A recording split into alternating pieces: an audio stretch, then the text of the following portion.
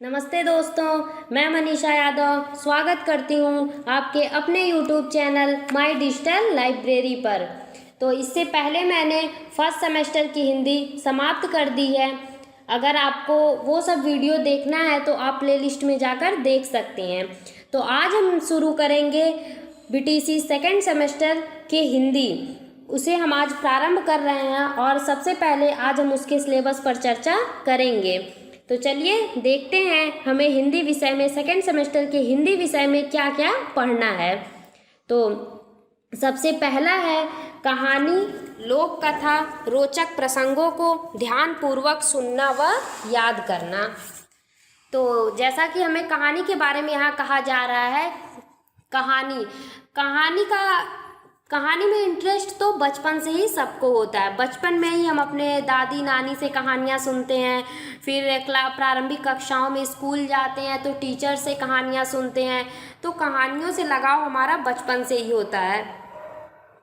जब भी आप देखे होंगे क्लास में कोई टीचर पढ़ा रहा हो तो बच्चे उतना ध्यान से नहीं सुनते, लेकिन कोई टीचर यदि कहानी सुनाने लगता है तो सभी बच्चे एकदम शांत होकर सुनते हैं। तो कहानी के बारे में हमें इसमें पढ़ना है। और लोक कथा, वो भी कहानी के अंतर्गत ही आता है, जो छोटी छोटी लोक कथाएं होती हैं। और रोचक प्रसंग कौन कौन से, उन्हें ध्यानपूर्वक सुनना है व याद करना। तो इसमें हम कहानी, लोक कथा, उनके किन किन बिंदुओं पर चर्चा करेंगे।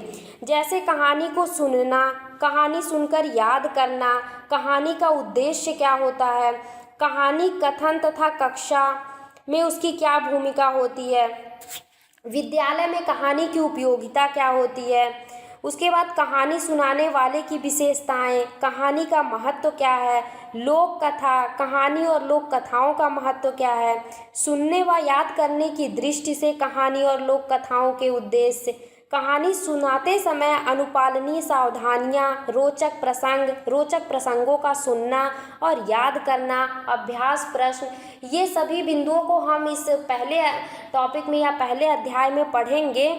तो इसका मतलब जैसे हमने कहानी बच्चे को सुना दी, कोई भी कहानी सुनाई, सबसे पहले तो वो कहानी सुनाने का एक उद्देश्य होता है कि सभी कहानी के पीछे एक उद्देश्य जरूर होता है।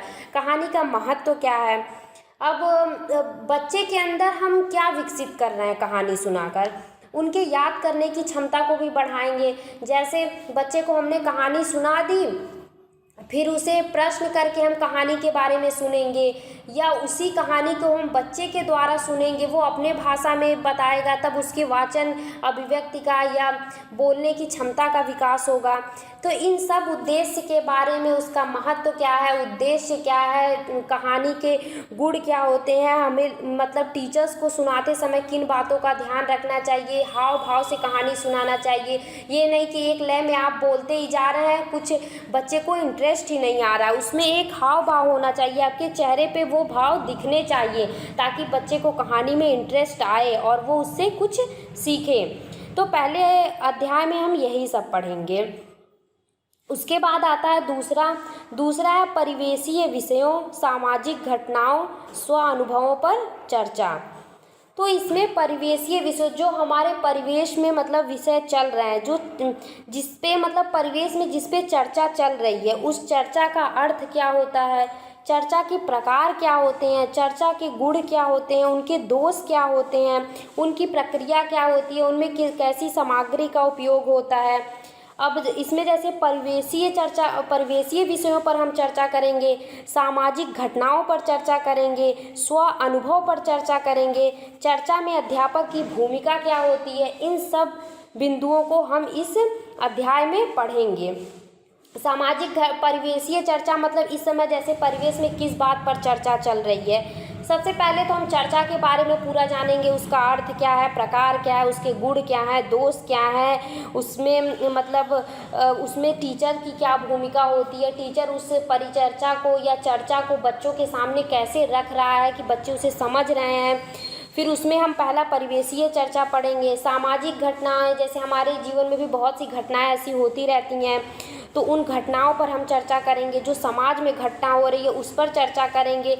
और स्व अनुभवों पर चर्चा, जैसे स्वयं के अनुभव पर चर्चा। जैसे हमारे जीवन में बहुत सारी ऐसी घटनाएं होती रहती हैं, बहुत से ऐसे आयाम आते हैं, बहुत से ऐसे ज़िंदगी में पल आते हैं जिनसे हम कुछ ना कुछ सीखते हैं, जो मतलब हम स्वयं से अनुभव प्राप्त करते हैं, अपने जीवन से अनुभव प्राप्त करते हैं। उस अनुभव को हम कैसे दूसरों के सामने रखते हैं, कैसे हम उस पर चर्चा करते हैं। जैसे टीचर्स डे में टीचर्स ने अपने स्व अनुभवों को बताया, और टीचर्स बोलते भी हैं कि आज तक के आप अपने जीवन के अनुभव को बताइए, उसे शेयर करिए, जो भी आपने जीवन में सीखा है। टीचर्स अक्सर क्लास में अपने जीवन के बारे में, अपने अनुभव के बारे में हमसे शेयर करते हैं, और करना भी चाहिए। बच्चे इससे कुछ ना कुछ अवश्य ही सीखते हैं, मोटिवेट होते हैं और उससे सीखते भी हैं। और तीसरा अध्याय हमारा है गद्य व पद्य के अंशों को शुद्ध उच्चारण, लय एवं उतार चढ़ाव के साथ पढ़ना और बोलना। सबसे पहला इसमें है गद्य व पद्य। तो सबसे पहले हम इस अध्याय में जानेंगे गद्य क्या होता है और पद्य क्या होता है। गद्य के अर्थ को जानेंगे। गद्य मतलब जो भी अनुच्छेद में मतलब लिखा होता है, जिसमें रस छंद अलंकार ये सब नहीं होता है, जिसमें केवल विराम चिन्ह होता है, और जिसे हमें लयबद्ध में थोड़ा उतार चढ़ाव के साथ पढ़ना होता है। जहाँ पे विराम चिन्ह हो वहाँ रुकना, उसे एक भाव से पढ़ना, और वही गद्य होता है। लेकिन पद्य क्या होता है? जिसमें रस होता है, छंद होता है, अलंकार होता है, जिसे लय ताल युक्त ढंग से हमें पढ़ना होता है। ये तो गद्य पद्य हो गया। उसके अंशों का शुद्ध उच्चारण हम कैसे करेंगे? उच्चारण की शुद्धता का अर्थ भी हम इसमें पढ़ेंगे कि उच्चारण की शुद्धता क्या होती है, शुद्ध उच्चारण का महत्व क्या है, उच्चारण में जो सामान्य अशुद्धियाँ हो जाती हैं उन अशुद्धियों के कारण क्या क्या है, उस सुधार के उपाय क्या है कि कौन से उपाय कर करके हम इन अशुद्धियों को दूर कर सकते हैं। उच्चारण के कुछ नियम भी हम इसमें पढ़ेंगे। तो यही सब जो है हमें इस अध्याय में पढ़ना है। लय एवं उतार चढ़ाव के साथ पढ़ना, ये बहुत आवश्यक है। यदि टीचर में ये गुण नहीं है तो वो बच्चों के साथ अपना कम्युनिकेशन स्किल, या जो कहते हैं एक दूसरे से मतलब संप्रेषण जो एक दूसरे से होता है बच्चे और टीचर का, वो नहीं बन पाता है। यदि आप उतार चढ़ाव से पढ़ाएंगे, लय में पढ़ाएंगे, तो बच्चों का ध्यान आकर्षित होता है और उसको पढ़ना बोलना ये सब हम इसमें सीखेंगे। जैसे यदि टीचर कोई मान लीजिए दोहा ही पढ़ा रहा है, जैसे एक दोहा है रहीमन पानी राखिए बिन पानी सब सून, पानी गए ना उबरे मोती मानुष चून। टीचर ने ऐसे बोल दिया, बच्चों का ध्यान ही नहीं जाएगा कि टीचर ने क्या बोला। एक दो बच्चे हो जो सुन ले, बाकी बच्चे तो नहीं सुन सकते, उनका ध्यान ही नहीं जाएगा। ऐसे टीचर, यदि टीचर ने एक लय ताल युक्त मतलब उतार चढ़ाव के साथ पढ़ा तो बच्चों का तुरंत ध्यान जाता है। आप अपने में ही अनुभव करिए, जब आप बच्चे थे तो उनका ध्यान तुरंत जाता है कि हाँ टीचर कुछ बोल रहे हैं, जैसे लगेगा कि हाँ कुछ बोलने वाले हैं, टीचर कुछ बता रहे हैं। जैसे उसे अगर इस प्रकार पढ़ा जाए, रहीमन पानी राखिए बिन पानी सब सून, पानी गए ना उबरे मोती मानुष चून। तो हो सके कुछ बच्चे इस तरह पढ़ने से मतलब कुछ बच्चे इसका अर्थ भी समझ जाएं, कुछ ना कुछ तो बच्चे इसमें अवश्य ही समझेंगे, पढ़ने का तरीका समझेंगे और उस पर ध्यान उनका आकर्षित होगा, इंटरेस्ट आएगा कि मतलब ये इसमें दोहे में क्या कहा जा रहा है। तो आप देख सकते हैं कि एक जल्दी जल्दी पढ़ देना और एक लय और उतार चढ़ाव के साथ पढ़ने में कितना अंतर होता है। तो इस अध्याय में हम उसे पढ़ना बोलना ये सब सीखेंगे। उसके बाद चौथे टॉपिक में अध्याय में है स्वतंत्र मौखिक एवं लिखित अभिव्यक्ति। अभिव्यक्ति मतलब होता है किसी के सामने मतलब अपने अभिव्यक्त करना किसी चीज को। तो इसमें जैसे बताया गया स्वतंत्र मौखिक एवं लिखित अभिव्यक्ति। अब इसमें तो पहले हम ये जानेंगे अभिव्यक्ति क्या होती है, स्वतंत्र अभिव्यक्ति क्या होती है, स्वतंत्र अभिव्यक्ति में फिर मौखिक अभिव्यक्ति क्या होता है, मौखिक अभिव्यक्ति की विशेषताएं क्या हैं, उसका महत्व क्या है, उसके मतलब शिक्षा में उसका कैसे हम प्रयोग करेंगे, ये सब। जैसे आपने देखा होगा कि बहुत से बच्चे होते हैं कि मतलब अभिव्यक्ति की क्षमता सबके अंदर नहीं हो पाती, यही क्षमता हमें बच्चों के अंदर विकसित करनी है। स्वतंत्र अभिव्यक्ति, जैसे बहुत बच्चे होते हैं वो अपनी बात को लिखकर तो पूरा स्पष्ट कर देते हैं, लेकिन वो बोल नहीं पाते हैं टीचर्स के सामने या सबके सामने, वो अपनी अभिव्यक्ति को बोलकर अच्छे से नहीं रख पाते हैं। यदि उन्हें लिखना होता है तो वो बहुत अच्छे से अपने बात को स्पष्ट कर देते हैं। और कुछ बच्चे होते हैं जो बोल लेते हैं अच्छे से, पर हो सके शब्द के ज्ञान, वर्ण के ज्ञान या अपने भाव विचार को वो लेखन विधि से नहीं अच्छे से प्रकट कर पाते हैं। तो इसी में हमें मौखिक और लिखित अभिव्यक्ति कैसे होगी, स्वतंत्र बच्चों के अंदर ये गुण विकसित करना, और इसके बारे में पूरा डिटेल हम इस अध्याय में पढ़ेंगे। इसके बाद आता है स्तरानुसार गद्य पद्य के शब्दों, वाक्यांशों, विराम चिन्हों एवं समान ध्वनियों को समझना।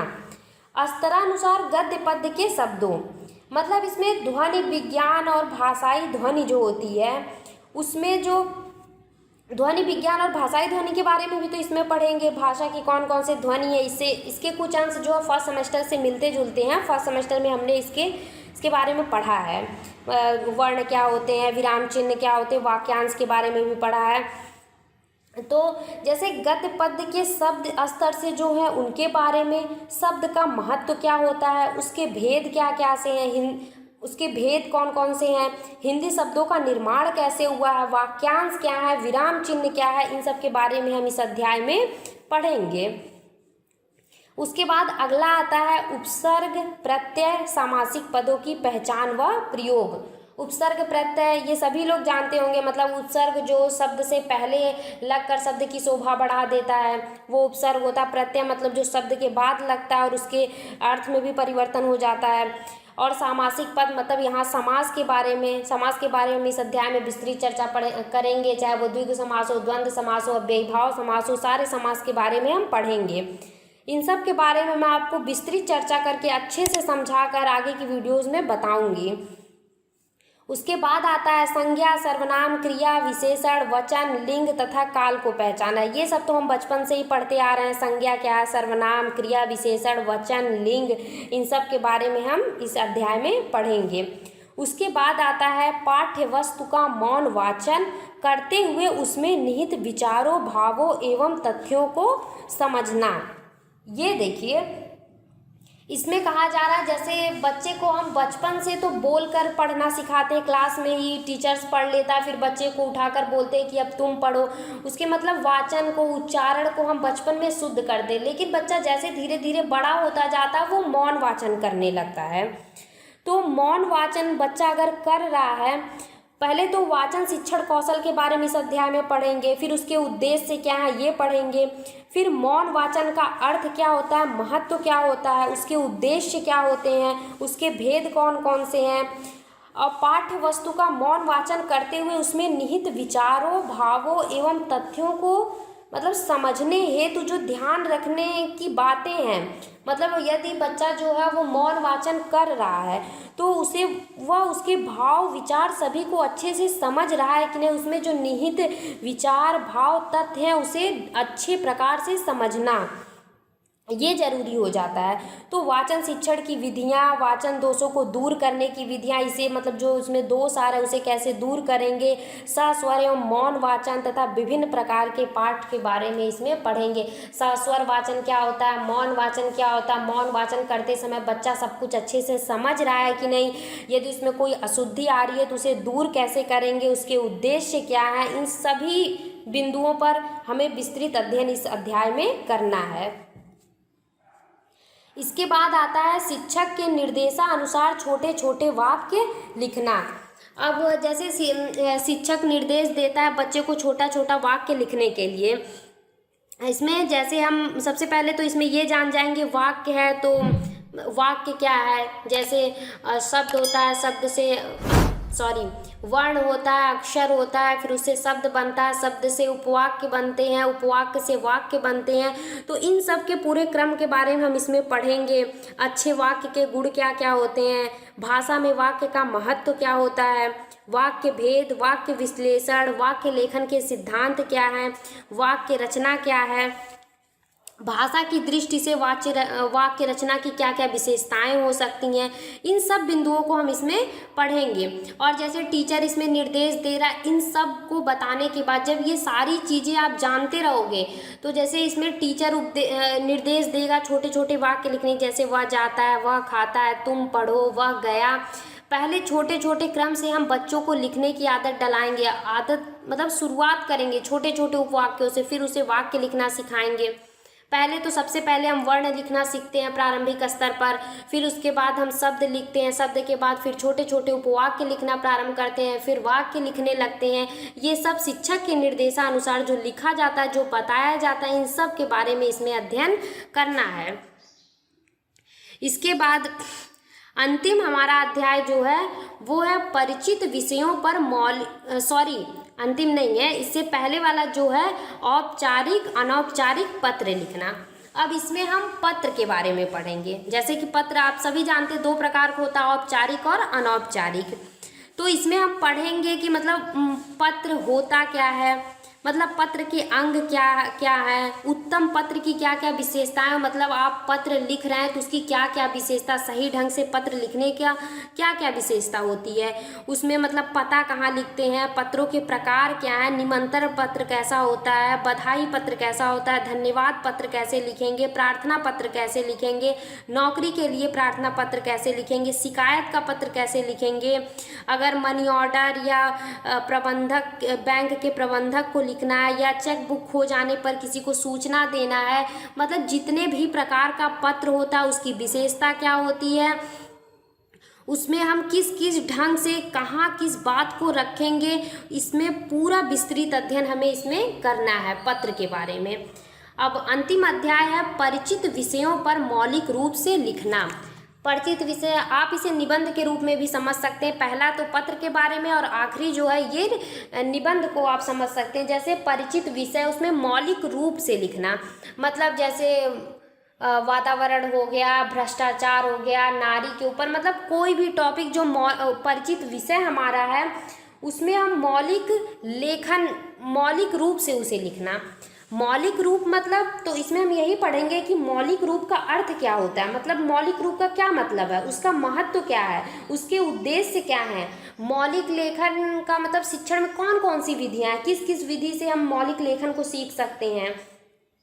प्राथमिक स्तर मतलब छोटे बच्चे को हम मौलिक लेखन मतलब उसके लेखन शिक्षण में कौन कौन सी विधियां हैं, माध्यमिक स्तर पर लेखन शिक्षण की विधियां कौन कौन सी हैं, उच्च स्तर पर लेखन की शिक्षण विधियां क्या हैं। लेखन से मतलब यहाँ मौलिक लेखन से, तो मौलिक लेखन कार्य करते समय छात्रों को मतलब कौन कौन सी बातें ध्यान रखनी चाहिए, इन सब विषयों पर, परिचित विषयों पर मौलिक रूप से लिखना। मतलब निबंध, मतलब इसमें निबंध के बारे में ही कहा गया है